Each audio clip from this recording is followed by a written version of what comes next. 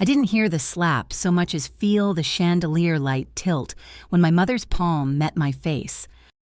A clean crack, my diamond earring arced away, a tiny comet sailing across the marble before it pinged to a stop 10 feet out. 200 guests froze. A band stilled mid-note. Somewhere near table 6, a red live dot glowed on a phone. I'm Madison Hayes. I'm 32.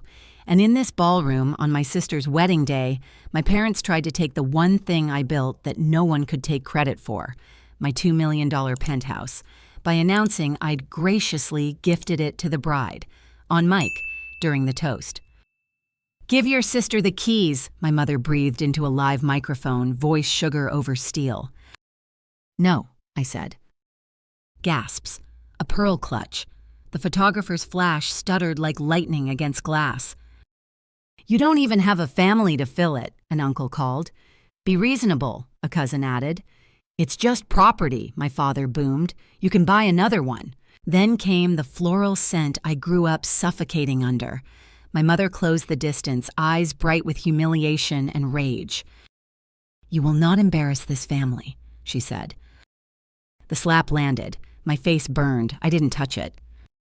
I walked, heels clicking, picked up my earring and slid it back on. I smoothed my navy silk dress, the one everyone mocked as too corporate, and looked directly at the woman who taught me that love was conditional and obedience was currency. "Congratulations, Sophia," I said to my sister, steady as a boardroom vote. "I hope your marriage brings you joy." Then I turned toward the doors. But here's the thing about trying to corner someone who built her life on deals, clauses, and contingency plans. You might think the stage is yours until the lighting changes. Table 6's live stream wasn't just embarrassing, it was evidence. And the man watching it from his car wasn't just any viewer. He was the CEO who owns 40% of my father's company. He knows exactly who I am at work. And he knows exactly what Clause 15.3 does when someone attempts to coerce me out of a compensated asset. If you've ever been told to smile, give in, and sacrifice the thing you earned because family comes first, tell me where you're watching from and what time it is there. I read every comment. If stories about standing your ground help you breathe easier, hit subscribe, only if you mean it. Because an hour after that slap, the ballroom doors opened. And my mother's scream was loud enough to echo 3 floors up. The doors are opening. The ballroom doors swung shut behind me, but the sound inside carried. Gasps, chairs scraping, whispers stacked one over another. I pressed my palm against my cheek, the sting radiating deeper than skin. My diamond earring was back in place, but something inside me had snapped, too visible to hide. I didn't run. I walked, measured steps through the marble lobby, past the concierge desk, past strangers whose eyes flicked to the red imprint blooming across my face. In that moment, I wasn't Madison Hayes, Vice President of Development. I was a daughter slapped into silence. I rode the elevator alone, watching the numbers climb. Each ding felt like judgment. At floor 45, I stepped into the penthouse hallway, polished wood gleaming, every line a contrast to the chaos I'd left behind. I let myself in, dropped my clutch on the marble console, and leaned into the cool glass of my floor-to-ceiling windows. The city lights blinked back indifferently. It should have felt like sanctuary. Instead, I heard every word from downstairs replaying, "You don't even have a family to fill it. You don't need it. She's selfish." For years, I had swallowed their lines. Too ambitious, too masculine, too cold. Sophia the princess, me the shadow.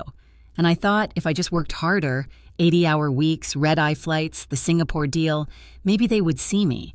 But standing there, cheeks still burning, I understood. They never intended to. My phone buzzed. Notifications flooded in. The live stream. Clips already circulating with captions I didn't choose. Cold sister ruins wedding. Selfish career woman embarrasses family. The narrative twisted faster than I could breathe. I sat on the couch, laptop open, scrolling through headlines. The comments sliced sharper than the slap. She should have given the penthouse. Blood is thicker than water. Unmarried at 32, of course she's bitter. Money can't buy class. I closed the lid before the bile reached my throat. My success, my sanctuary, reduced to gossip fodder in minutes. The ache deepened when my phone rang again. Aunt Patricia, then Derek, then Mom, voicemail already full. Each call a reminder that in their eyes I wasn't family, I was property. I poured a glass of wine with a shaking hand. My reflection in the kitchen window showed someone older than 32, hollow eyes, shoulders tight, the bruise on my cheek forming a bloom of purple under the skin. I remembered being 12, Sophia unwrapping my birthday present while everyone clapped for her generosity. I remembered being 20, working 2 jobs while she planned sorority formals funded by Mom and Dad. I remembered wiring $50,000 3 months ago, quietly ensuring her wedding had its roses and gold trim. None of it counted, not when compared to the fairy tale daughter. Invisible. That was the role I'd been cast in. Invisible until they needed money, connections, sacrifices. Then suddenly I was vital, useful, disposable. I wanted to scream, but the penthouse swallowed sound. So I sank to the floor, knees pulled to my chest, cheek pressed to cold marble. I stayed there until the buzzing phone broke through. Marcus, 1-word text, execute? I stared at the screen, thumb hovering. If I said yes, the private humiliation became a corporate war. My parents' empire would shake. My family name would fracture. But hadn't they already done that? I typed back, not yet, wait. Because part of me still wanted to believe there was a sliver of decency left in them, that maybe tomorrow they'd call not to demand, but to apologize, that maybe my mother's hand shaking after the slap meant something other than rage. But the phone kept buzzing, texts from Dad, "Don't do anything rash, you embarrassed us, we'll talk later." From Mom, "You've ruined Sophia's day, fix this, give her the keys and all will be forgiven." Forgiven. As if I were the sinner. I walked back to the window, glass of wine in hand, staring down at the ballroom lights far below. I could almost hear their voices bleeding into the night. Sophia, crying into her veil, Dad whispering excuses to business partners, Mom raging at anyone who dared suggest she went too far. What none of them realized was that the live stream had changed the rules. Their private cruelty was now public record, and the more they tried to paint me as selfish, the more the truth seeped through. They had orchestrated an ambush, and I refused to bow. My cheek pulsed. I pressed the ice pack against it, breathing in sharp gasps. Pain, yes, but also clarity. I thought of the 10 years it took to buy this penthouse, the long nights in Tokyo boardrooms, the soul negotiations, the endless flights where sleep came in 30-minute increments. Every brick of my independence was mortared with sacrifice, and tonight they tried to strip it away with applause and guilt. No more. The city outside glittered. My phone buzzed again, this time a notification from a financial news site. Wedding slap goes viral. Who is Madison Hayes? A blurry still of my mother's raised hand and my turned face beneath chandeliers. Who am I? The question echoed. Not their scapegoat, not their ATM. I drained the wine, set the glass down, and pulled my laptop back open. Fingers steady now, I drafted emails. To Jessica in PR, to Marcus's legal team, to the board liaison. The pain was real. The bruise was real. The humiliation was real. But pain, when focused, sharpens into something else, into strategy, into steel. By the time I closed the laptop, dawn was threatening the horizon. My face throbbed, but my spine was straighter than it had been in years. Down in that ballroom, they thought they had cornered me. They didn't see that every word, every slap, every insult had built the case I needed. And now the case was airtight. The glow of my laptop cut through the penthouse darkness, harsh against swollen eyes and the bruise coloring my cheek. For hours I had lain awake, playing the slap in my head on repeat. But when I placed my fingers on the keyboard, the ache shifted. Pain became fuel. I started with the obvious, evidence. Marcus had taught me long ago, documentation wins battles. I pulled the live stream video from Facebook, before Brian's brother could think to delete it. I downloaded copies in 3 formats, backed them up to an encrypted drive. Each frame captured my mother's words, her raised hand, the gasps of 200 witnesses. Next, emails. I combed through my accounts, flagging every wire transfer I had made to cover Sophia's dream wedding. $50,000, my contribution, buried in transactions no one would ever acknowledge, screenshots stacked like bricks, receipts for the bridal magazine feature I'd arranged, confirmation for the honeymoon upgrade I'd secured, proof that I had already given more than anyone had a right to ask. The more I gathered, the steadier my hands became. I wasn't powerless. They wanted to paint me selfish, cold, unwilling. But the paper trail told another story. Generous, strategic, silenced until I refused to bend. Around 3 a.m., I opened a locked folder Marcus had helped me create months earlier. Inside sat the Penthouse purchase agreement, thick with clauses. My eyes fell on the one I had once laughed at. 15.3, protection against coercion by third parties. The ink on that contract was my shield now. But evidence alone wasn't enough. This wasn't just about proving I was right. It was about protecting myself from the cycle I had been trapped in since childhood. Every time I gave, they took more. Every time I bent, they pushed further. If I let them rewrite this moment, I would never escape. So I made a list. Secure assets. Control the narrative. Confront on my terms, not theirs. The list glowed simple on the screen, but each line carried years of buried rage.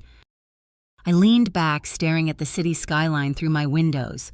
For 10 years, I had believed success would earn respect, that if I climbed high enough, worked hard enough, bought something undeniable like a penthouse, my family would finally see me.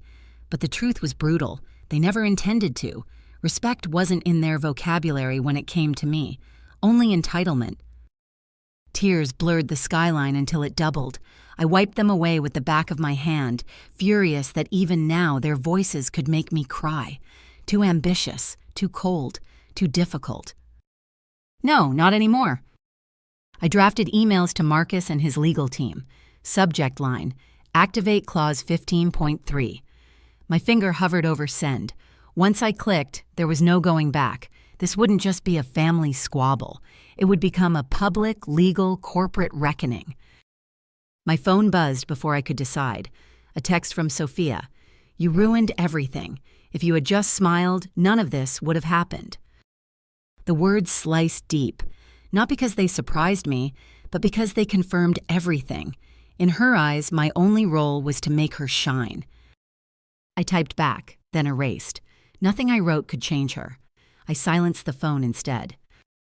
At dawn, the penthouse filled with golden light, the kind Architectural Digest had tried to capture in their feature spread. I made coffee, black and strong, and sat at my glass dining table, the same place I had celebrated landing the Tokyo deal.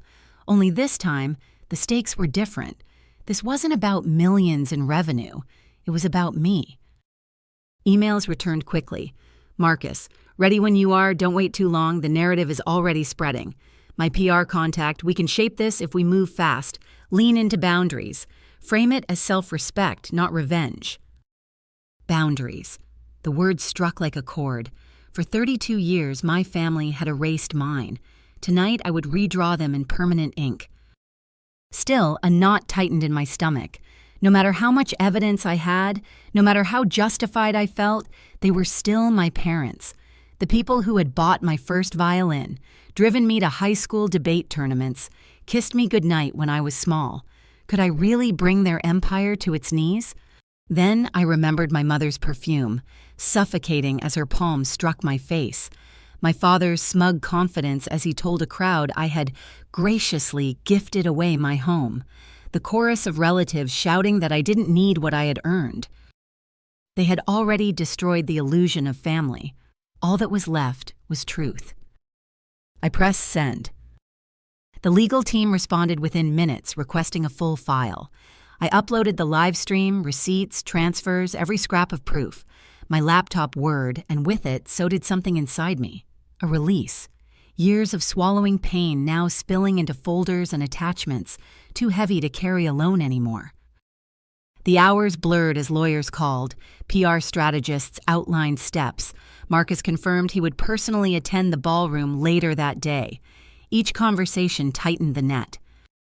By noon, I had showered, dressed in jeans and a white blouse, simple, unpretentious.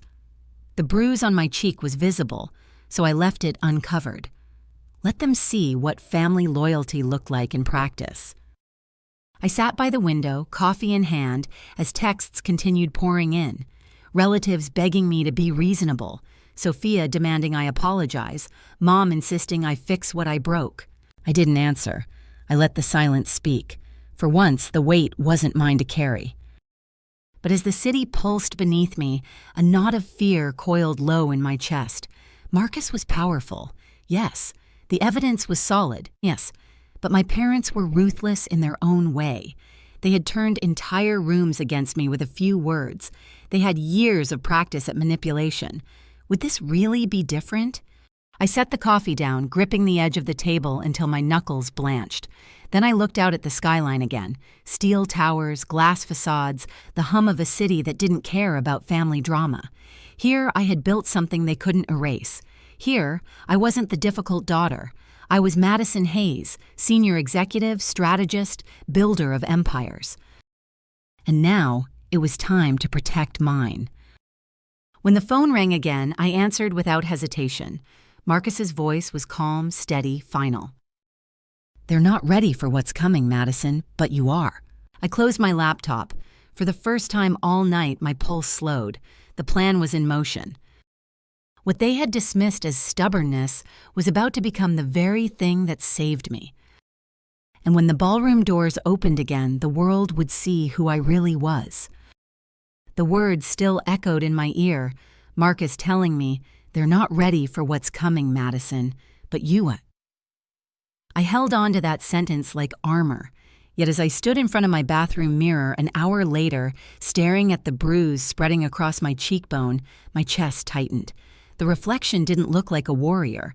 It looked like a daughter who had just been humiliated by her own mother in front of 200 people. I touched the swollen skin, wincing at the heat radiating from it. Makeup wouldn't hide it, and maybe that was the point. The world needed to see what had really happened. By mid-afternoon, Marcus's team was already on site at the Grand View Hotel. My phone buzzed with updates. Ballroom still packed. Whispers everywhere. Reporters sniffing around. The live stream had gone viral, and the story was slipping from family drama into public scandal.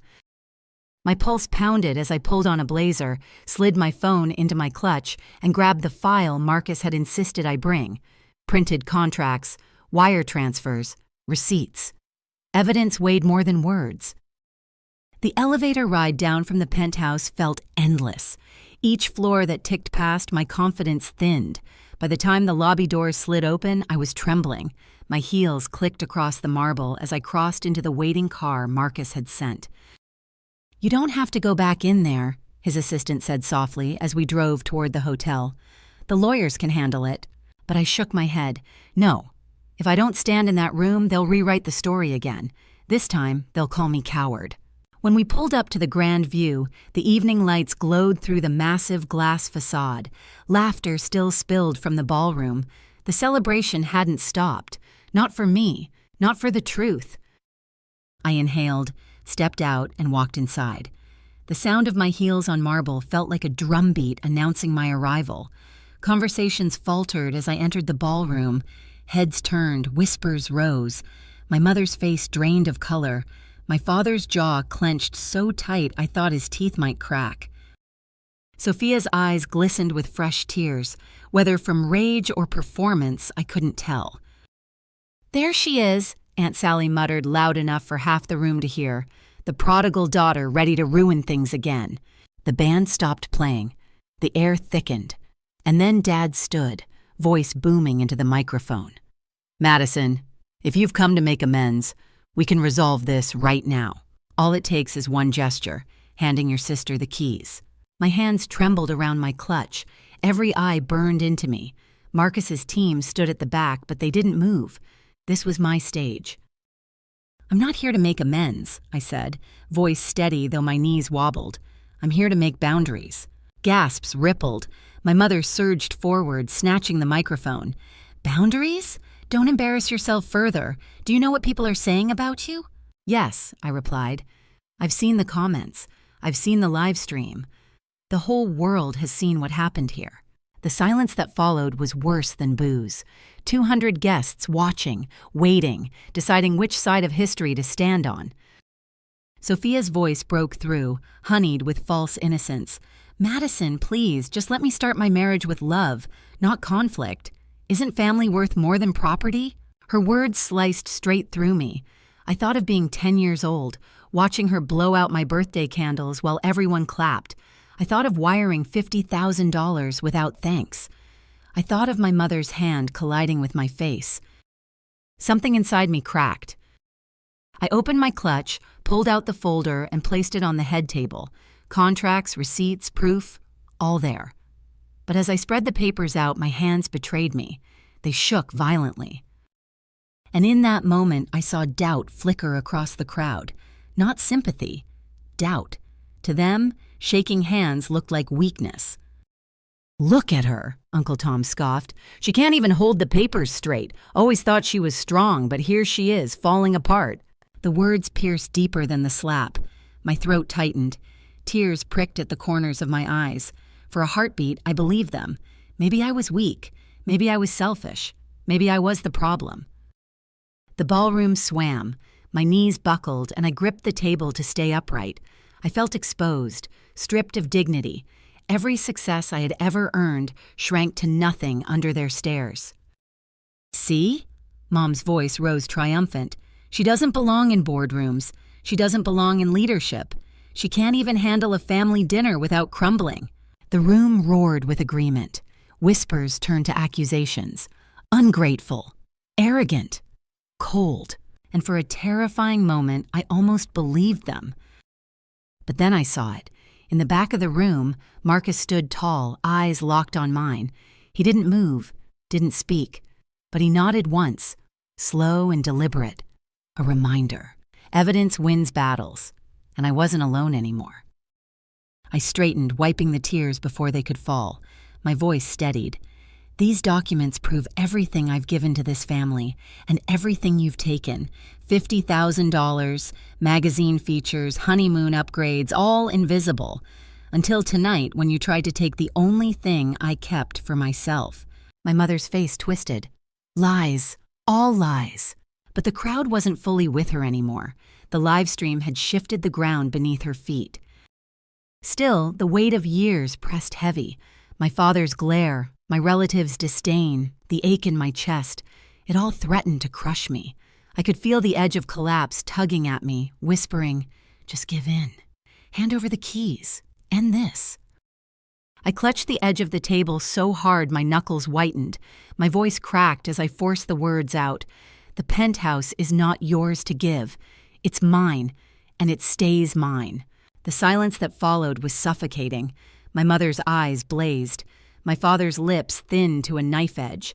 Sophia's tears glittered, perfectly timed for sympathy. Then, from somewhere in the crowd, a voice cut through. "She's right, it's hers." Gasps erupted. Heads turned. It was Brian's uncle, the one known for never taking sides. He stood slowly, adjusting his jacket. What I saw tonight wasn't generosity, it was theft. The entire room shifted. Whispers turned uncertain. For the first time, the tide wavered. My mother slammed the microphone down, her voice shaking with fury. "This isn't over, Madison. You'll regret this." Maybe I would. My knees were still weak, my chest still tight. But as I looked at Marcus, as I looked at the uncle who had spoken up, I realized something had cracked open. And whatever came next, they weren't the only voices in the room anymore. The ballroom still buzzed from Brian's uncle's unexpected words when the double doors swung open. Gasps rippled as Marcus Chen entered, flanked by two lawyers in dark suits carrying sleek briefcases. The chandeliers caught the glint of his cufflinks, the kind of understated power only true wealth radiates. Every muscle in my body unclenched. He was here. My father's face drained of color. He half rose, then froze as Marcus's eyes locked on him with surgical precision. "Ladies and gentlemen," Marcus said, his voice cutting through the murmurs, smooth yet sharp, "forgive the interruption, but I felt compelled to clarify a few details about what's happening here tonight." He didn't need a microphone. His voice carried with ease, the kind of voice that filled boardrooms and bent negotiations. "Who is this?" Mom snapped, still flushed from fury. "Marcus Chen," Dad croaked, his throat dry. "Our partner." The word partner landed like a bomb. People straightened in their seats. Whispers surged. "The Chen? Hayes Capital? 40% shareholder?" Marcus strode forward, his lawyers opening the briefcases and spreading documents across the head table, directly over the champagne stains from earlier. "Richard," Marcus continued, addressing my father with cold precision, "you failed to disclose to your guests that your daughter, Madison Hayes, isn't merely an attendee tonight. She is vice president of Hayes Capital, responsible for our Asia-Pacific expansion. The Singapore deal, the Tokyo office, the Samsung partnership, those were hers." Gasps, audible, sharp. Head swiveled back to me. The narrative had shifted in a single stroke. "That's impossible," Uncle Tom muttered. "She just works in the city." Marcus didn't flinch. "No, she builds empires in the city. Empires your brother-in-law tried to weaponize for his own gain." I inhaled shakily, every word striking like justice. Dad slammed his palm on the table. "This is family business. You don't belong here." "On the contrary," Marcus said evenly, "when you ambushed your daughter in front of 200 people, while live-streaming it, no less, you crossed into corporate misconduct. You attempted to coerce the transfer of a corporate asset under duress." Lawyer number 1 slid forward the purchase agreement, a red tab marked Clause 15.3. Marcus tapped it once. "You signed this clause, Richard. Protection against third-party coercion. You've triggered it in spectacular fashion." Mom's voice turned shrill. "You can't be serious. This is her sister's wedding. It's just family generosity." "Generosity," I finally spoke, my voice steadier than I felt. $50,000 wired for this wedding, a magazine feature arranged, honeymoon upgrades covered. That's generosity. Tonight was extortion. The crowd erupted in whispers. Phones lit up as people checked the live stream. The weight of evidence pressed into the room like a storm cloud. Sophia's voice cut through, trembling with crocodile tears. "Madison, how could you? On my wedding day, you're humiliating me." I turned to her, my heart thudding. "No, Sophia, you humiliated me when you stood by while they tried to strip me of the one thing I built alone. Your happiness doesn't require my destruction." Brian shifted uncomfortably beside her, sweat glistening on his brow. His family whispered furiously at their table. Marcus's second lawyer placed another document on the table, the shareholder agreement. Clause 47, moral turpitude, Marcus said smoothly. Public misconduct, assault, attempted coercion. Grounds for emergency removal from leadership. Dad's face twisted. "You wouldn't dare." "I would," Marcus replied, steel in his tone. "And I have the votes." The air thickened. For the first time in my life, my father looked small. Then Mom lunged, grabbing the microphone again. "Everyone listen, she's turned him against us. She's poisoned him with her ambition. She's always been ungrateful. She doesn't love this family." Her voice cracked, hysteria bleeding through. And in that moment, the crowd shifted again, no longer whispers of doubt, whispers of disgust. Guests shook their heads. Some stood and quietly slipped out. Even Sophia's bridesmaids exchanged looks of horror. I stepped closer, planting my hands on the table, leaning into the microphone. My cheeks still burned, the bruise stark under the chandeliers. "You want love?" I said, my voice trembling with fury and truth. "Love doesn't look like a slap. Love doesn't look like stealing. Love doesn't look like parading your daughter's success as a gift to your favorite child. If that's your version of love, I want no part of it." The words sliced through the air like glass. My mother's face collapsed, rage twisting into something uglier. Panic. Dad dropped heavily into his chair, sweat soaking through his suit. Sophia sobbed louder, desperate for attention. And then Marcus delivered the final blow. He stepped forward, laying a hand on the contract. "Richard Hayes, you have 48 hours. A public apology to Madison, full acknowledgement of her professional role, written confirmation that the Penthouse remains hers, or I convene the board and remove you, effective immediately." The ballroom froze, forks halfway to mouths, champagne glasses trembling. Dad's lips moved, but no sound came. Finally, he rasped, "You'll destroy us." Marcus's eyes cut to me, then back to him. "No, you did that yourself." The silence that followed was heavier than the slap. And then my phone buzzed in my clutch, a notification. I pulled it out, glancing at the screen. My breath caught. Breaking news, video of Hayes family wedding incident hits 2 million views. Local station requesting comment from Madison Hayes. The cliff edge had arrived. This wasn't just a family implosion anymore, it was public, national. I looked up, 200 eyes on me, waiting for my next move. The ballroom seemed to tilt as I stared at my phone screen. 2 million views. Reporters already calling my name. What had started as a family ambush was now a headline, a scandal stretching far beyond those gilded walls. I slipped the phone back into my clutch and lifted my eyes. For once, the room wasn't united against me. Guests shifted uncomfortably, whispering, avoiding my gaze. Some looked at me with sympathy, others with shame, but the weight of their judgment no longer crushed me. Because suddenly, I wasn't just the invisible daughter anymore. I was Madison Hayes, the woman who stood her ground. Marcus gathered his papers, his voice still calm but firm. 48 hours, he reminded my father. Make it right or face the consequences. I didn't wait for their response. I turned, walked through the double doors, and let them close behind me. This time, I didn't feel like I was running. I felt like I was free. Back in my penthouse, I stood barefoot before the wall of glass, watching the city glitter below. My cheeks still burned, my heart still raced, but deep in my chest, something shifted. The silence of this sanctuary was no longer loneliness, it was peace. Messages poured in, some cruel, many supportive. Executives I'd once admired reached out with respect. Strangers wrote to say they finally felt seen.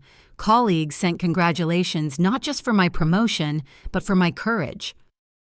And my parents? Their apologies came late, wrapped in legal language, too little to erase decades of dismissal. Sophia's texts were bitter, blaming me for her unraveling marriage. But for the first time, their words didn't control me. I'd lost a family that never truly saw me, but I had gained something far more powerful, myself.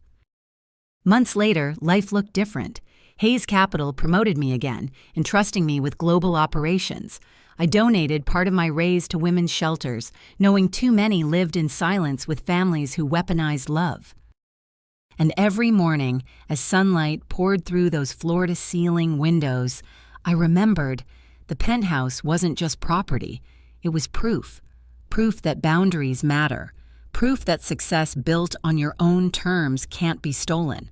Not by guilt, not by blood, not by the fear of being called selfish. That slap, captured by cameras and spread across the internet, could have defined me as a victim. Instead, it became the turning point where I chose myself. The story of Madison has come to an end, but it leaves us with so much to reflect on. How many times in life have we stayed silent, kept giving, until there was nothing left of ourselves? How often have we allowed others, even family, to define our worth? What about you? Have you ever faced something similar, being dismissed, pressured, or forced to choose between family and yourself? What would you have done if you were in her shoes? Share your story in the comments below, and when you do, tell me where you're watching from.